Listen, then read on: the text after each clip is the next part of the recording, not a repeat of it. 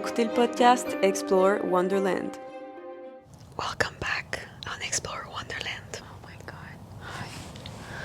Aujourd'hui, je suis avec Miranda et dans cette vidéo, je vais vous parler du couple de Ed et Lorraine Warren et leur histoire.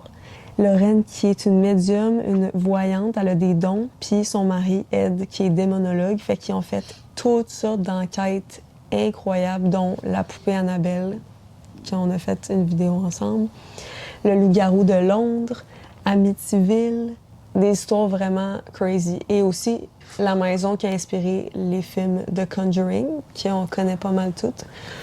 Ouais. Moi, je trouve vraiment que Ed et Lorraine, c'est des badass pour elle. Bad asses. Genre, Lorraine, c'est une badass lady, là. Comme, Bad lady. sans hésitation, là, d'aller résoudre ces enquêtes-là. En tout cas, incroyable. Des fucking badass. Donc, l'histoire du couple de Ed et Lorraine Warren, est-ce que tu es prête? Je vais te raconter leur histoire à partir du début. Je veux tout savoir. Donc, Lorraine Rita Moren est née le 31 janvier 1927 à Bridgeport, dans le Connecticut, aux US. Elle a grandi dans une famille religieuse, catholique, croyante, pratiquante, et elle a fait ses études aussi dans une école catholique. Petite, Lorraine, elle voyait déjà les auras, puis à l'âge de 12 ans, alors qu'elle était à l'école catholique, elle a confié à une des sœurs qui était là qu'elle voyait une lumière plus grande que la mère supérieure. Puis là, la sœur, sur le coup, elle a dit « Arrête de niaiser, là, tu vas t'attirer des ennuis. Stop saying shit. » Pauvre petite, à 12 ans, tu sais. OK. Et un peu plus tard, elle a dû quitter l'école, mais quelque chose que Lorraine, elle disait déjà jeune, c'est « Je n'ai jamais voulu être différente, j'ai toujours voulu fitter dans le moule. » Ça, c'est un guess parce que j'ai pas plus poussé mes recherches, mais je pense que c'est peut-être un peu à cause de ses dons qu'elle avait qu'elle a dû quitter. Fait que, honteuse de ses dons de voyance puis de médiumnité, Lorraine, elle a décidé de les réprimer à un très jeune âge. Fait que maintenant, on va à Ed Warren. Ed Warren. Ed Warren. Ed Warren est né le 7 septembre 1926 à Bridgeport, dans le Connecticut, aux US, comme Lorraine. Puis lui, Ed, là, il a un intérêt pour le paranormal depuis qu'il a 5 ans. Oh. Depuis qu'il a 5 ans, il trippe. Puis il a vécu dans une maison hantée jusqu'à ses 12 ans, ce qui a probablement contribué au fait qu'il tripait sur le paranormal. Mais oui, mais non, il est resté, il n'a pas eu peur, Chris. Lui, ça l'a genre activé. Je pense qu'il y a des gens qui soit ils trippent ou soit t'as peur. Un peu comme moi quand j'étais plus jeune. Ouais, exact. Comme toi Dans le fond. Allez voir sa vidéo sur le Ouija, l'épisode 2. She Ouais, was dans le crazy fond. about it. Ouais. Fait qu'une des histoires que Ed raconte souvent, c'est que il raconte que quand il était jeune, justement, dans sa maison d'enfance, il y avait un garde-robe. Puis la nuit, quand il l'ouvrait, il voyait des trucs vraiment dark. Puis il voyait genre les ténèbres là, dans le garde-robe. Là. Puis il y a un soir qu'il a vu une boule de lumière vraiment bizarre dans le fond du garde-robe. Puis plus il la regardait, plus il était capable de voir un visage d'une vieille femme qui faisait vraiment peur. Puis il a vu la boule de lumière sortir de la chambre. Puis il a entendu des pas vraiment forts, puis une respiration vraiment profonde, puis la température de la pièce, elle a droppé là, instantanément. Il s'est mis à faire super froid. Fait que là, petit Ed a couru dans le lit de ses parents parce qu'il capotait, tu sais, il avait super peur. Puis il disait aussi que dans cette maison-là, il entendait souvent la canne de son grand-père. Comme il entendait des bruits de canne, tu sais, d'un vieux qui se promène dans la maison. Par contre, le père de Ed, c'était un policier, donc quelqu'un de très cartésien. Fait qu'il a vite expliqué que chaque chose que Ed disait, il y avait tout le temps une explication logique, rationnelle à ça. À l'âge de 16 ans, Ed Warren travaillait dans un théâtre de la ville. Puis Lorraine, elle avait l'habitude d'y aller chaque mercredi avec sa mère. Puis c'est là qu'ils se sont rencontrés. Puis ça a été un coup de foudre instantané. Les deux ils ont fall in love. Ben voyons donc. Ouais. Puis en 1944, à 17 ans, Ed, il a dû s'engager dans la marine. Fait qu'il part en mission. Oh non. Puis 4 mois plus tard, il est obligé de rentrer parce que son bateau, il a coulé dans l'océan Atlantique. Fait que là, il lui donne un genre de 30 jours qu'il peut revenir chez eux. Souvent, ils font ça dans l'armée quand t'es parti en mission. Puis c'est dans ce 30 jours-là qu'ils ont décidé de se marier, Ed puis Lorraine, ensemble. Puis à la fin de la guerre, ils ont eu leur premier enfant, la petite Judy. Puis là, au retour de la guerre, ben Ed il a décidé de se lancer dans un cours d'art parce qu'il aimait beaucoup les arts. Puis 2 ans plus tard, il a décidé d'arrêter sa formation parce qu'il trouvait qu'il dessinait mieux que ses profs puis qu'il n'y avait rien à y apprendre. OK, lui, il était ballsy, là. Ouais. Genre, portrait de quelqu'un de très confiant et ballsy. Fait que là, il a décidé de peinturer dans les rues puis à vendre ses peintures dans la rue. Mais comme vous savez, ben Ed il était passionné par le paranormal depuis tellement longtemps, fait qu'il s'est demandé s'il y avait d'autres maisons hantées comme la maison dans laquelle il avait grandi quand il était jeune. Oui, c'est ça. Fait qu'après avoir fait des recherches, il a trouvé que oui, il y avait d'autres maisons hantées. Fait que qu'est-ce qu'il faisait qui était vraiment intéressant, c'est que il s'en allait s'asseoir en face de ces maisons-là, puis il peinturait les maisons avec des fantômes qui sortaient des maisons. OK, j'ai plein de frissons, là. Ouais. Puis on peut voir là, ces peintures sur Internet. Là, je vais vous en mettre des exemples, justement. Fait que parfois, les proprios, ils sortaient pour aller demander à Ed qu'est-ce qu'il faisait. Fait que là, ça y créait un contact direct avec la personne. Ou sinon, il demandait à Lorraine d'aller donner en cadeau la peinture au proprio en espérant pouvoir se créer un contact avec ces gens-là pour pouvoir visiter la maison. Parce qu'il était vraiment passionné de paranormal, on se rappelle.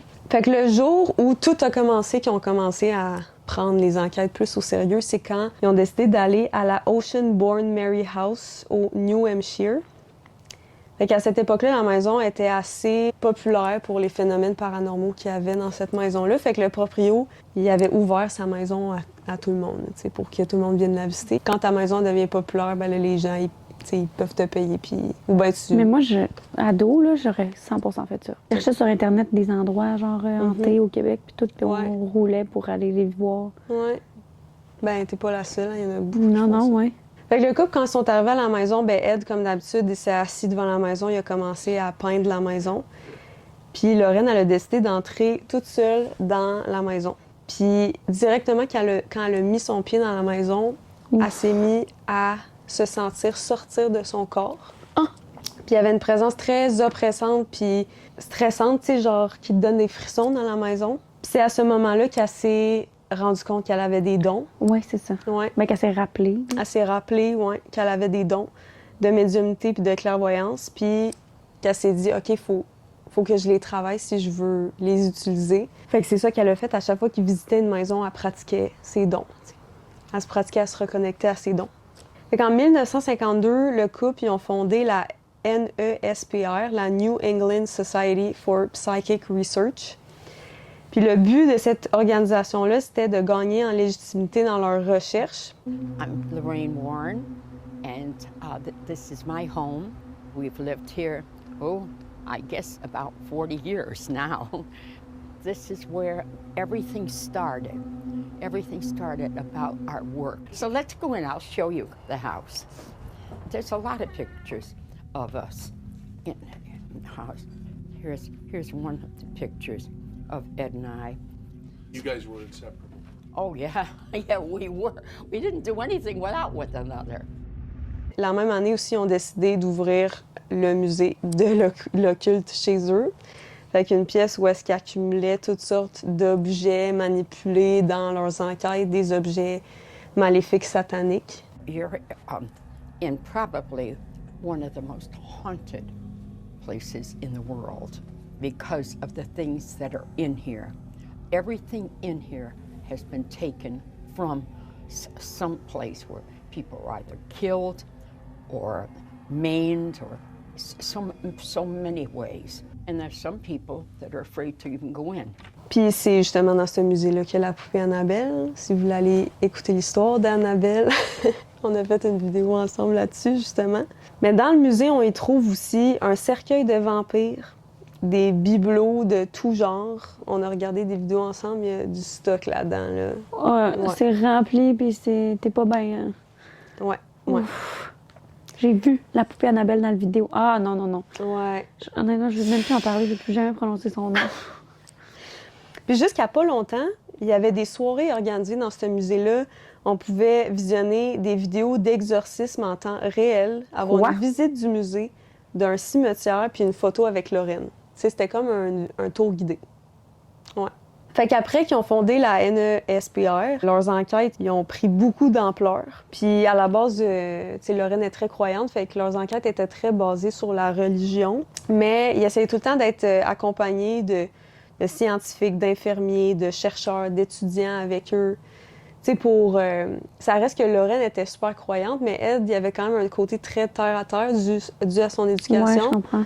Fait que souvent, il essayait tout le temps de trouver une explication rationnelle, logique avant de se dire « OK, y a-tu quelque chose de paranormal? » Puis quelque chose que Ed il a dit, c'est « Pour que je le croie, faut que je le voie, je l'entende avec mes sens physiques. » En 1965, ils ont visité justement une maison hantée puis ont été comme confrontés par l'esprit d'une petite fille. Puis ils ont réussi à rentrer en communication avec elle. La fille, elle s'appelait Cynthia puis elle était à la recherche de sa mère. Puis là, Lorraine puis Ed se sont dit, OK, comment qu'on peut l'aider? Fait que là, eux, ils se sont tournés beaucoup vers la religion. Fait que la religion catholique, mais aussi toutes d'autres sortes de religions. Puis Ed, il posait tout le temps la même question à ces gens-là. Tu sais, qu'est-ce que vous feriez si on vous disait que votre maison était hantée ou que quelqu'un était habité par un démon? Tu sais, ils voulaient un peu avoir leur perception des choses. Puis ce qui était intéressant, c'est que souvent, leurs réponses étaient vraiment diverses puis variées. Puis la plupart des gens qui étaient dans la religion, j'ai pas le pourcentage, mais il y en a beaucoup qui croyaient pas à l'existence du diable, malgré que c'est écrit dans la Bible. Ouais, c'est vraiment intéressant.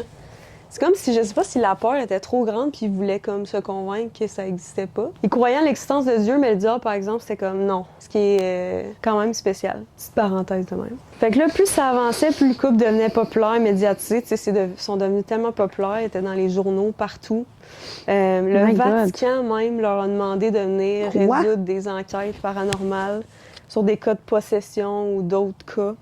Oh my God! Fait que, tu sais, le public, il les voyait vraiment comme des chasseurs de fantômes, là. Une autorité, là. Ouais, exact. Puis là, en 1971, c'est là que la fameuse affaire Perron, qui a inspiré la saga Conjuring, c'est là que ça se passe. Something awful happened here, Ed. What is it? Annabelle, ça s'est passé avant. 1970, ouais, c'était avant Conjuring.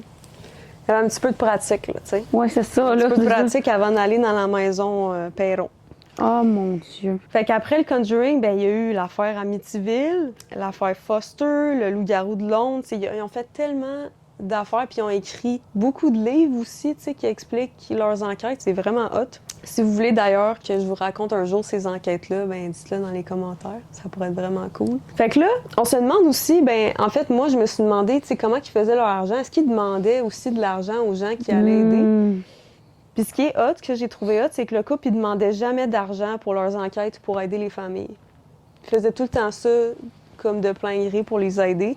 Ils demandaient juste comme un dédommagement pour l'hébergement puis leur transport, mais ils ne voulaient pas être payés pour ça. Fait que là, ça se demande comment ils faisaient leur argent. C'est ça la question. Comment ils faisaient leur argent? Ben, c'était avec le musée. Ouais. C'était aussi avec leurs livres. Ils ont écrit beaucoup de livres sur les cas que je vous ai nommés. Puis aussi, toutes les franchises de films, ça reste qu'ils ont été dans beaucoup de films. The Conjuring, Annabelle. Puis Lorraine aussi, elle a été engagée par le cinéma pour venir conseiller aussi sur les films, which is quand même très nice. Ils sont rich, ballsy and sassy. Fait comment ça se passait, une enquête maintenant, quand ils arrivaient sur les lieux? Souvent, le couple, ben, il demandait à la famille de quitter les lieux pour pas les mettre en danger, parce que souvent, ils faisaient des cas vraiment intenses. Puis comme ils veulent... surtout Ed, il aimait ça. Ben, aimait ça. Lui, il avait des instruments aussi pour rentrer en communication puis vraiment enregistrer les esprits, les démons. Fait qu'il provoquait, tu sais. Plus tu dis, mettons, de mots reliés à la religion, plus tu provoques les démons, plus ils vont rentrer en contact avec toi. Oh mon Dieu! Fait que ça, c'était une des raisons pourquoi ils voulaient pas que la famille soit là, which I understand quand même. Puis, ben, comme j'ai dit tantôt, il y avait souvent des scientifiques ou autres qui étaient sur place pour être sûr que Ed et Lorraine n'avaient pas inventé ça de toutes pièces. Ça reste qu'il était tellement populaire que des fois, tu te demandes, c'est-tu des charlatans ou c'est-tu vraiment des vrais démonologues qui sont là pour aider. Fait que, qu'il y ait des gens un peu plus rationnels avec eux, ben ça leur donne un peu de crédibilité. Fait qu'après tout ça, ben Ed est devenu un des 7 démonologues reconnus par le Vatican, which is quand même awesome, là, quand tu penses à ça. Oh mon Dieu! Ouais. Puis selon le couple, ben une possession, là, je rentre dans les cas de possession, mais une possession, ça se passe en 5 étapes, OK? Qui est quand même intéressant, je savais pas ça. Fait que la permission, l'infestation, l'oppression, l'obsession, puis la possession. Puis si ce schéma de 5 étapes-là est pas interrompu ou arrêté, ça mène à chaque fois à la mort ou le suicide ou l'assassinat de la personne qui est possédée. Oh mon Dieu. Ouais. Puis un des moyens d'arrêter ce schéma de 5 étapes-là, c'est de faire des exorcismes, des messes avec des prêtres puis des prières. Puis Ed Warren, il y aurait des centaines, voire des milliers d'heures d'enregistrement d'exorcisme. Ah, je vais vomir. C'est crazy! Ça n'a pas de bon sens. Là, justement, je vais vous parler un peu de l'affaire Amityville pour ceux qui la connaissent. C'est un jeune homme qui aurait assassiné toute sa famille, puis Lorraine a direct. En fait, elle pense très fortement qu'il aurait été possédé par un démon, puis qu'il aurait tué toute sa famille en étant possédé. Oh mon Dieu, Ouais. je suis désolée de bring up ça, là, mais est-ce que tu penses que l'homme, là, le docteur québécois là, qui a fait ça à sa famille, ça pourrait-tu être ça? Peut-être. Non, parce qu'il aurait fini par se... Non, pas nécessairement. Pas nécessairement, mais Il me semble que ça sortait de nulle part, ça, c'est ton affaire, non? je pense qu'à Amityville, à la base, cette maison-là était hantée. OK, mais dans les étapes de possession, là, la première, t'avais dit que c'était... La permission. Comment on donne une permission? Ben, comme avec les filles avec Annabelle, mettons. Ouais, mais ça, c'est un peu plus évident, mais tu sais... Je sais pas, mettons, c'est pas comme si je faisais ça chaque jour chez nous. Je fais pas des Oui. expérimentations non Je te le plus. souhaite. C'est-tu juste une question d'intention ou ramener un objet? Peut-être juste de ramener un objet que tu sais pas qui C'est était ça. possédé chez toi. Peut-être que tu donnes indirectement la permission C'est de... L'autre histoire que tu racontais la dernière fois, là, la fille, dans le verre, là, il y avait de la boucane, puis là, le verre il est tombé, puis là, c'est rentré dans... Ah oui, oui, oui. C'était quoi, cette histoire-là? Mais ça, c'est parce qu'ils jouent au Ouija, c'est pas pareil, je pense. C'est ça, la permission. Parce que là, je Ah, reconnais ben l'histoire, puis j'étais comme, oui. qu'est-ce qui est arrivé? Mais c'est ça, la permission. C'est Oh mon vrai Dieu, que- j'aurais tellement pu me mettre dans... Oh my Ah God. ouais, t'aurais pu vraiment te mettre dans la merde en jouer à Ouija. En tout cas, ça, c'est une autre histoire. Mais je l'ai fait, le disclaimer, pendant l'épisode podcast, puis je suis très sérieux. Oui. Fait que là, je vais vous conter un peu, justement, l'affaire de Amityville. Ouf. Oh Pour my ceux qui God. connaissent l'histoire un peu, ben c'est un jeune homme qui aurait assassiné toute sa famille, puis le couple Ed et Lorraine ils ont étudié puis enquêté ce cas-là. Lorraine, elle confirme qu'il y avait des démons dans la maison, puis que le démon a possédé Ronald Jr. lorsqu'il a tué toute sa famille. Toutefois, plus ce cas-là est très controversé. Vous me direz qu'est-ce que vous pensez dans les commentaires, pour ceux qui connaissent l'histoire. Mais ce qui est étrange avec cette affaire-là, c'est que même si les preuves sont différentes de ce que les médecins psychiatriques disaient, Ronald, il a quand même finalement avoué en prison qu'il avait tué sa famille puis qu'il en était conscient. Ah, OK. Puis il aurait caché des preuves aussi de l'assassinat de sa famille aux alentours de la maison. C'est quand t'es possédé, je pense pas que tu penses à faire ça, là. Which is Mais non, mais parce que je pense que dans des possessions, des fois, tu pognes des moments de de lucidité. Puis peut-être qu'il a pogné la chienne en se disant, oh my God, Peut-être. moi, ça ouais. me sonne pas tant comme une cloche, genre de c'est pas Ouais. vrai.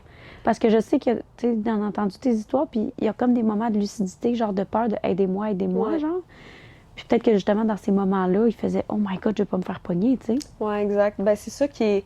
En fait, là, ça a créé vraiment un débat dans les médias parce qu'il y a des gens qui croyaient plus vraiment Oh, shit. en Ed puis Ben Lorraine, ouais. tu sais.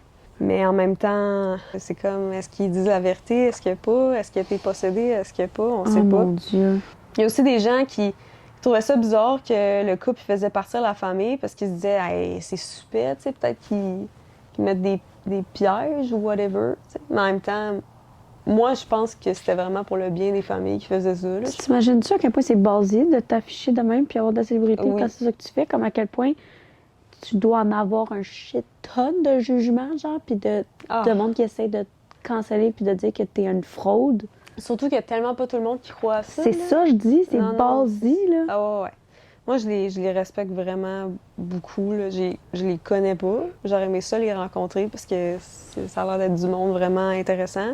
Ça reste que, tu sais, il y a beaucoup de gens qui croyaient en Ed et Lorraine. Ils ont fait beaucoup de conférences, ils ont fait beaucoup d'apparitions à la TV. Il y a beaucoup, beaucoup de gens qui venaient visiter le musée. plus leur franchise de cinéma. Tu sais, c'était Oh, vraiment mon un Dieu. couple reconnu à travers le monde. Puis en 2001, Ed il a fait un AVC, fait que ça l'a fait qu'il pouvait plus parler puis plus marcher. Fait que les enquêtes se sont comme finies en 2001 pour mon lui. Dieu. Puis il est décédé à l'âge de 81 ans en 2006. Lorraine, elle a continué un peu les enquêtes par après, seule. Puis elle a aussi travaillé pour les films Annabelle, Conjuring, Amityville, The Devil in Connecticut. C'est vraiment... Ah, mon Ouais. Dieu, Seigneur. Puis Lorraine, elle est décédée le 18 avril 2019. 19? 2019. Ça fait pas longtemps. Non, c'est ça fait vraiment pas longtemps. Fait qu'ils ont laissé d'ailleurs leur fondation, leurs centaines d'enquêtes, leur musée de l'occulte avec Annabelle dedans. Puis c'est ça qui termine la petite histoire sur le couple Warren. Fait que dites-moi en commentaire si vous avez aimé ça. Puis dites-moi en commentaire aussi si ça vous tente que je vous conte des enquêtes qu'ils ont faites. Il y en a tellement des intéressantes, là, vous allez capoter. Fait que likez cette vidéo, partagez, abonnez-vous. Puis faites une prière avant de dormir. Ouais. Tout Protégez-vous. est une question d'intention. 100%. OK. Keep this in mind. Fait que... Faites de beaux rêves and good night. Stay safe. Et on se voit la semaine prochaine pour une prochaine vidéo.